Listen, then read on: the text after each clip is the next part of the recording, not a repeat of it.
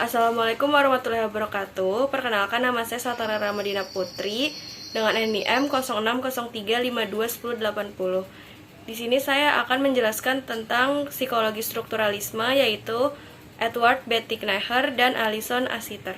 Edward Bradford Tickneher lahir pada 11 Januari 1867 dan meninggal pada 3 Agustus 1927. Ia merupakan seorang psikologi Inggris yang belajar di bawah Wilhelm Wundt selama beberapa tahun. Tickneher terkenal karena menciptakan versi psikologi yang menggambarkan struktur pikiran, yaitu strukturalisme. Ia menciptakan program doktoral terbesar di Amerika Serikat pada saat itu, setelah menjadi profesor di Cornell University dan mahasiswa pascasarjana pertamanya.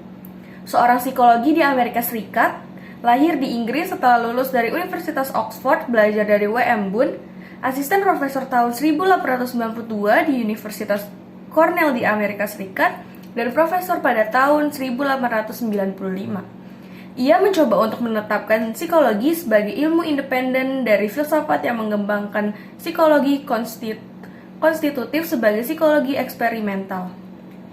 Sebagai unit komposisi kesadaran yang didirikan oleh introspeksi berdasarkan psikologi introspektif, saya memberikan citra pikiran selain perasaan dan emosi. Artikel utamanya yaitu Experimental Psychology pada 1901 sampai 1905.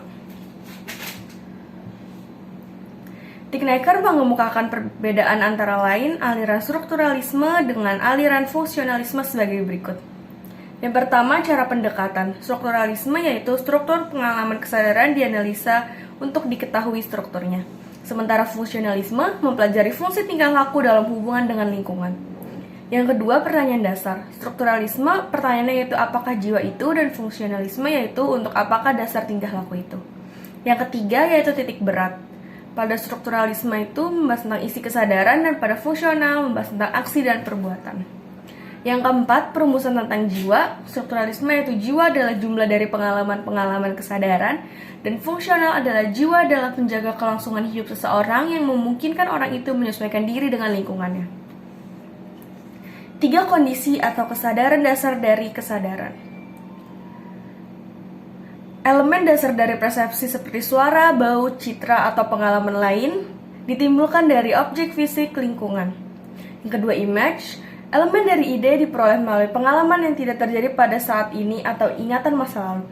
Yang ketiga, afeksi. Elemen emosi didapatkan melalui pengalaman seperti cinta, benci, dan sedih.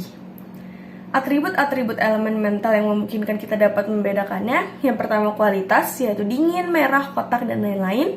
Yang kedua, intensitas, yaitu kekuatan dari sensasi, lemah, cerah, dan lain-lain. Dan yang ketiga, durasi, yaitu periode waktu dari sensasi. Dan yang terakhir, kejelasan atau clearness, berkaitan dengan perhatian kita terhadap pengalaman yang disadari.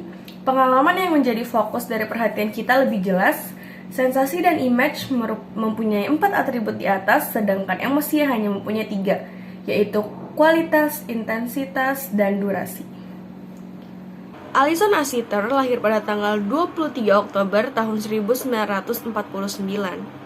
Asiter memperoleh gelarnya dari Universitas Bristol, Beville dari Summerfield College, Oxford, dan DePaul dari Universitas Sussex pada tahun 1984. Pada awal tahun 2000-an, Asiter adalah dekan Fakultas Ekonomi dan Ilmu Sosial di UW Bristol dan profesor sosiologi tamu di London School of Economics pada Januari tahun 2006. Buku Asiter, Kierkegaard, Hawa, dan Metafora Kelahiran digambarkan sebagai kontribusi penting untuk subjek umum kesejahteraan yang dapat diwujudkan dan mencerahkan dan mengunggah pikiran. Ini juga telah ditinjau oleh Times Higher Education. Menurut Alison Asiter, ada 4 ide umum mengenai strukturalisme sebagai bentuk kecenderungan intelektual. Yang pertama, struktur menentukan posisi setiap elemen dari keseluruhan. Yang kedua, kaum strukturalis percaya bahwa setiap sistem memiliki struktur. Yang ketiga, kaum strukturalis tertarik pada struktural hukum yang berhubungan dengan hidup berdampingan, bukan perubahan. Dan yang terakhir yaitu struktur merupakan hal nyata yang terletak di bawah permukaan atau memiliki makna tersirat.